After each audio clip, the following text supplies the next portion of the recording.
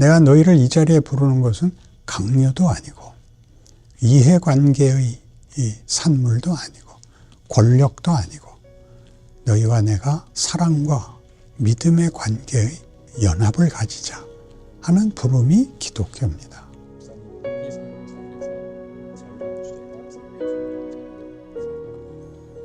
우선 이제 시작을 성화라는 것을 하는 것은 보통 성화라는 말을 쓰면 다 거룩해지는 것이라고 생각하는데 현실적으로 거룩하지 않다는 뜻입니다.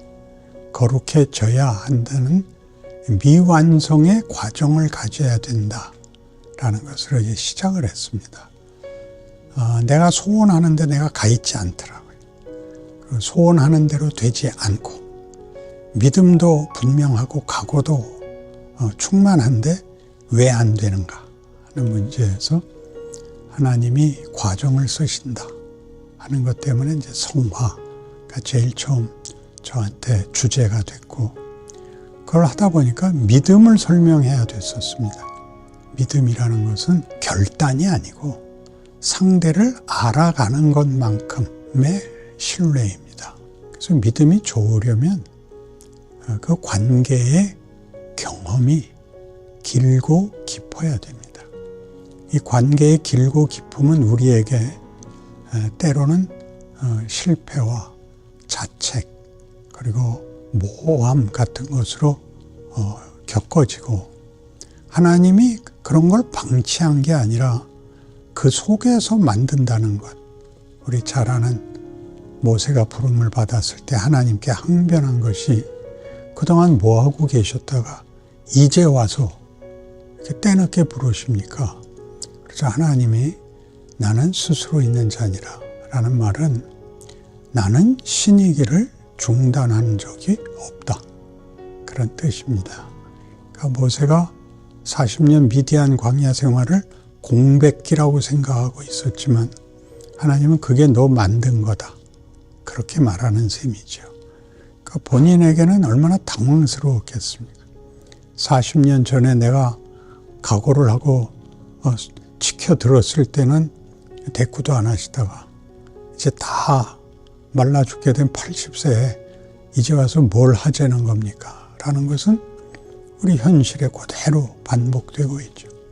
하나님은 나한테서 뭘 하시겠다는 것인가? 이제 믿음이라는 것이 하나님이 누구이고 무엇을 하려고 하는가를 알지 못하는 한 그 믿음은 굉장히 약하고 현실성이 떨어집니다. 현실에 적용할 수 없는 믿음, 이제 약한 믿음이죠. 이스라엘 백성을 꺼낼 때도 10가지 재앙은 바로를 항복시키는 것이 아니라 모세를 항복시키죠. 그리고 모세는 홍해 앞에 섰을 때 비로소 그 고백을 하게 됩니다. 너희는 가만히 서서 하나님이 오늘날 너희를 위하여 행하시는 구원을 보라. 그 말 그 전에는 안 했습니다. 그 전에 같이 떨었는데 거기서부터 이제 모세가 편하고 그 백성 편을 들 수 있게 됩니다.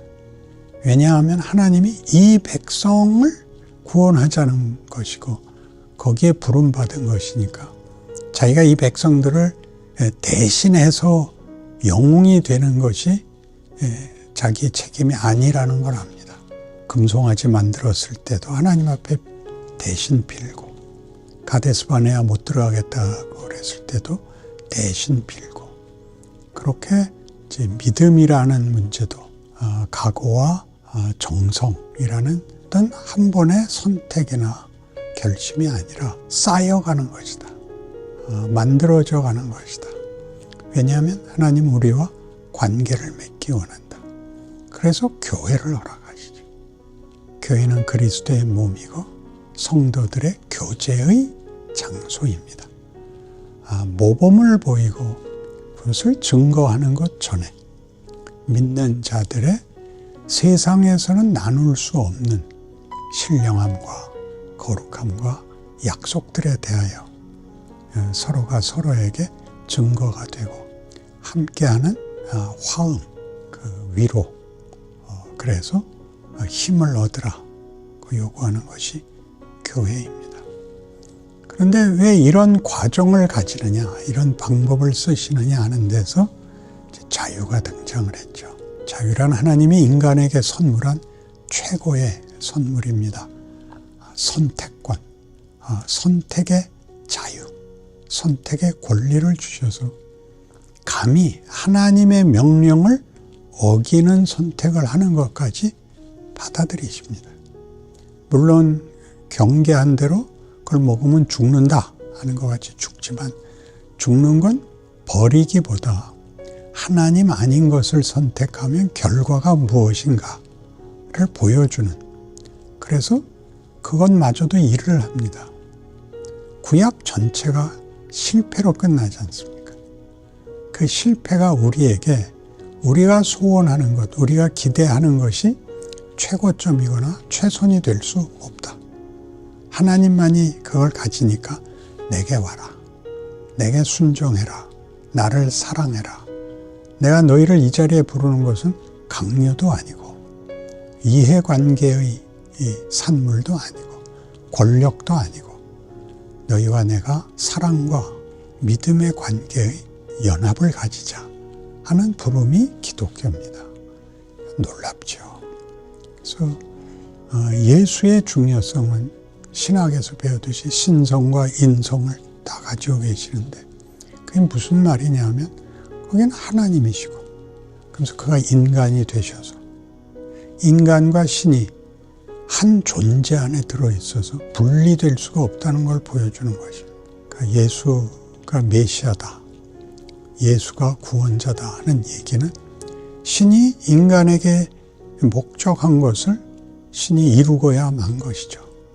운명과 현실에서 그렇습니다. 그런데 그 실력이 늘어야 되는 게 과정을 가져야 되기 때문에 우리가 하나님의 뜻을 이해하는데도 시간이 걸리고 내 실력으로 발휘하는데도 시간이 필요하고 과정이 필요한데 하나님이 그걸 요구하십니다. 왜냐하면 우리가 그렇게 돼야 되는 것이지 어떤 한 번의 시험이나 한 번의 고백으로 그 문제가 해결되는 것이 아니라는 뜻이니까 우리의 존재론이, 가치가 하나님이, 신이 우리와 연합과 교제에 상대가 돼요. 에베소서식으로 얘기하면 하나님의 영광에 찬송이 되라. 그렇게 얘기하는 것입니다. 그것이 자유입니다.